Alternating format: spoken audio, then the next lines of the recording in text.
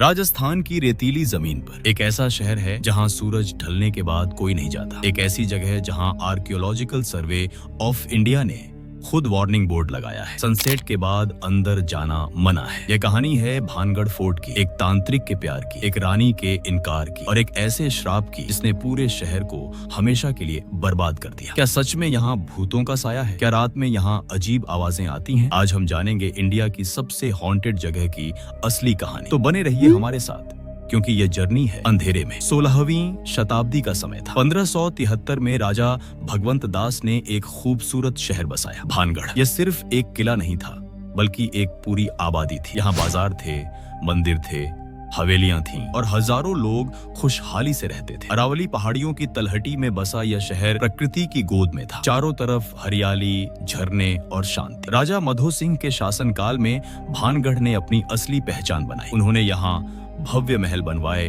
मंदिरों का निर्माण कराया। भानगढ़ उस जमाने में समृद्धि का प्रतीक था। यहाँ के बाजारों में रौनक थी, त्योहारों पर उत्सव मनाए जाते थे। राजा मधो सिंह की एक बेटी थी, राजकुमारी रत्नावती। वह सिर्फ खूबसूरत ही नहीं थी, बल्कि बुद्धिमान, साहसी और दयालु भी थी। उसकी सुंदरता के चर्चे पूरे राजस्थान में थे। कहते हैं कि उसके रूप की तुलना चांद से की जाती थी। दूर दूर से राजकुमार उससे विवाह का प्रस्ताव लेकर आते थे, लेकिन किस्मत को कुछ और ही मंजूर था। इस खूबसूरत शहर की कहानी जल्द ही एक अंधेरे मोड़ लेने वाली थी। भानगढ़ के पास ही एक तांत्रिक रहता था, सिंधु सेवड़ा। वह कोई साधारण तांत्रिक नहीं था। उसने काले जादू की सबसे गहरी और खतरनाक विद्याएं सीखी थी। लोग कहते थे कि वह मृत आत्माओं को बुला सकता था, प्रकृति की शक्तियों को नियंत्रित कर सकता था। उसकी आंखों में एक अजीब सी अंधकार भरी चमक थी। एक दिन जब राजकुमारी रत्नावती शहर के बाजार में गई, तब सिंधु सेवड़ा ने उसे देखा। वह पहली नजर में ही उस पर मोहित हो गया। लेकिन यह प्यार नहीं था, यह आसक्ति थी, जुनून था। सिंधु जानता था कि एक साधारण तांत्रिक और एक राजकुमारी के बीच का फासला बहुत बड़ा है, लेकिन उसके पास काला जादू था। उसने महीनों तक योजना बनाई, सबसे खतरनाक मंत्र पढ़े, वर्जित अनुष्ठान किए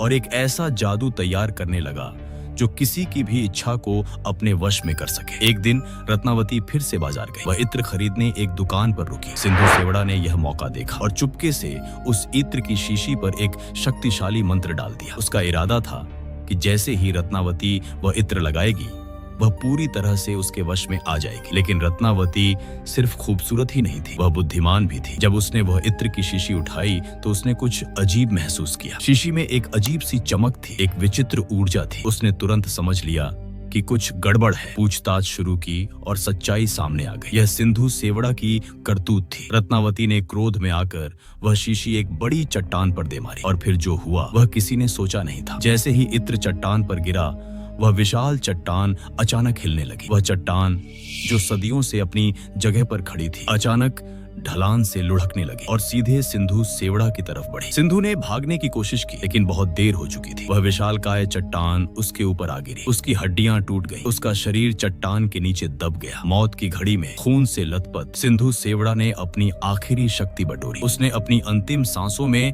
सबसे खतरनाक श्राप दिया। रत्नावती, तुमने मुझे ठुकराया, मेरे प्यार को अपमानित किया, तो अब सुनो मेरा श्राप। तुम्हारी शादी कभी नहीं होगी, तुम्हारा जीवन अधूरा रहेगा और यह पूरा शहर, यह भानगढ़ हमेशा के लिए बर्बाद हो जाएगा। यहाँ का हर निवासी मरेगा और इस जगह पर फिर कभी जीवन नहीं बसेगा। उसकी आवाज में इतनी शक्ति थी कि आसमान में बादल छा गए, हवा में एक अजीब सी ठंडक आ गई। लोग डर गए, लेकिन रत्नावती ने हिम्मत नहीं हारी। कुछ ही महीनों बाद भानगढ़ और पड़ोसी राज्य के बीच युद्ध छिड़ गया। राजकुमारी रत्नावती ने भी हिस्सा लिया। वह एक बहादुर योद्धा थी। युद्ध के दौरान एक दुश्मन के तीर ने उसे घायल कर दिया। घाव गहरा था। कुछ ही दिनों में राजकुमारी रत्नावती की मौत हो गई। श्राप का पहला हिस्सा पूरा हुआ। रत्नावती की शादी नहीं हुई, वह अविवाहित ही दुनिया से चली गई और फिर शुरू हुआ भानगढ़ का असली विनाश। रत्नावती की मौत के बाद भानगढ़ पर मानो अंधेरे का साया छा गया। धीरे धीरे अजीब घटनाएं होने लगी। पहले अकाल पड़ा, बारिश नहीं हुई, फसलें सूख गईं और लोगों के पास खाने के लिए कुछ नहीं बचा। फिर महामारी फैली, एक ऐसी बीमारी जिसका कोई इलाज नहीं था। लोग बीमार पड़ने लगे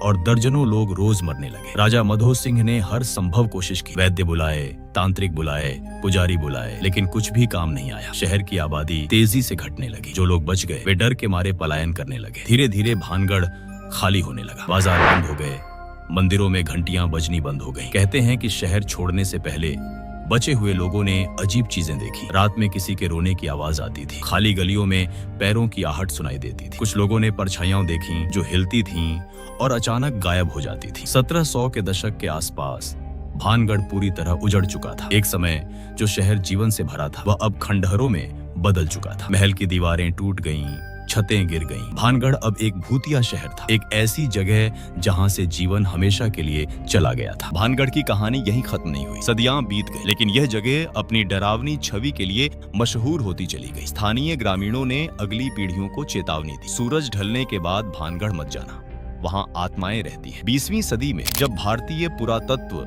सर्वेक्षण एएसआई ने भानगढ़ को एक संरक्षित स्मारक घोषित किया, तब उन्होंने भी कुछ असामान्य बातें नोटिस की। मरम्मत का काम करने वाले मजदूरों ने बताया कि वे रात में वहां काम नहीं कर सकते थे। उन्हें अजीब संवेदनाएं महसूस होती थी, जैसे कोई उन्हें देख रहा हो। कुछ मजदूरों ने यह भी बताया कि उनके औजार रहस्यमय तरीके से गायब हो जाते थे। और फिर एएसआई ने एक अभूतपूर्व फैसला लिया। उन्होंने भानगढ़ किले के प्रवेश द्वार पर एक आधिकारिक बोर्ड लगाया। सूर्योदय से पहले और सूर्यास्त के बाद भानगढ़ की सीमा में प्रवेश सख्त मना है। इन निर्देशों का पालन न करने वालों के खिलाफ कानूनी कार्रवाई की जाएगी।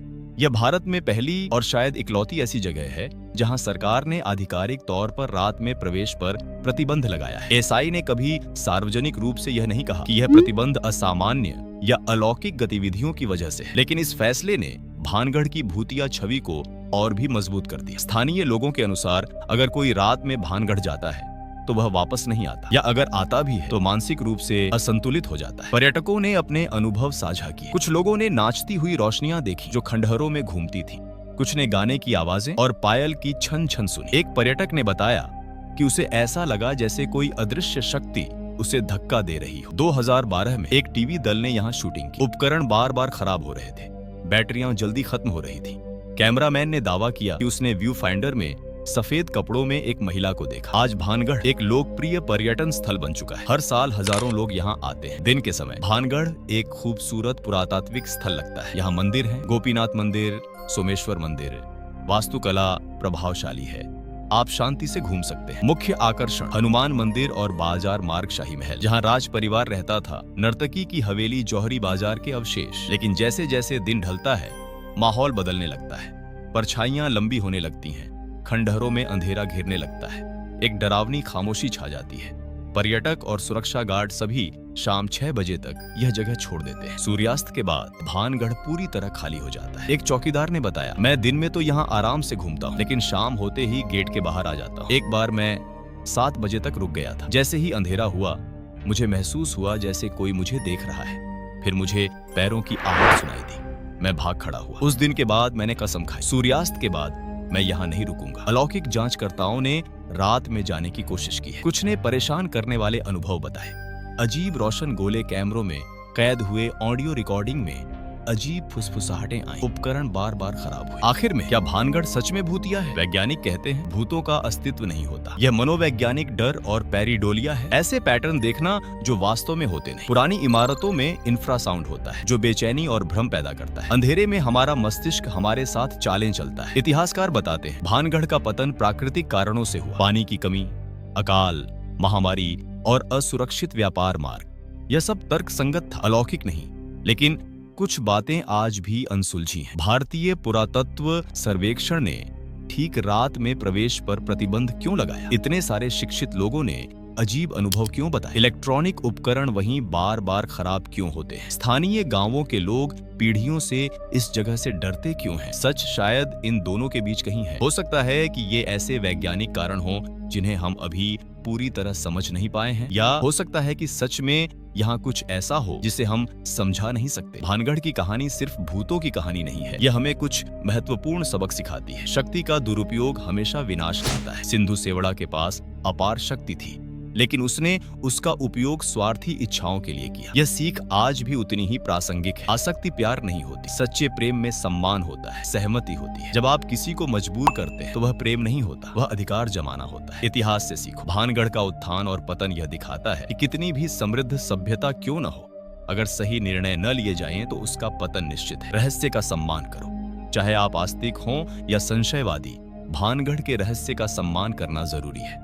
हर चीज को हम तुरंत समझा नहीं सकते। तो दोस्तों, यह थी भानगढ़ किले की पूरी कहानी। एक खूबसूरत शहर जो बन गया भूतिया नगर, एक तांत्रिक का जुनून जो बन गया एक शाश्वत श्राप। क्या भानगढ़ सच में भूतिया है? इस सवाल का जवाब शायद हर किसी के लिए अलग होगा, लेकिन एक बात तय है, भानगढ़ की कहानी हमें आकर्षित करती है, सोचने पर मजबूर करती है। अगर कभी मौका मिले तो जरूर जाइए। दिन के उजाले में नियमों का पालन करते हुए। शायद आपको कोई अलौकिक अनुभव हो, शायद न हो, लेकिन एक बात पक्की है, आप एक शक्तिशाली कहानी अपने साथ लेकर लौटेंगे। और याद रखिए, कुछ दरवाजे बंद ही रहने चाहिए। अगर आपको यह वीडियो पसंद आया हो तो लाइक बटन दबाइए, चैनल को सब्सक्राइब कीजिए और बेल आइकन दबाइए। कमेंट में बताइए, क्या आप भानगढ़ जाना चाहेंगे? क्या आपको भूतों पर विश्वास है? अगली वीडियो में हम एक और रहस्यमय कहानी लेकर आएंगे। तब तक जिज्ञासु बने रहिए, सुरक्षित रहिए।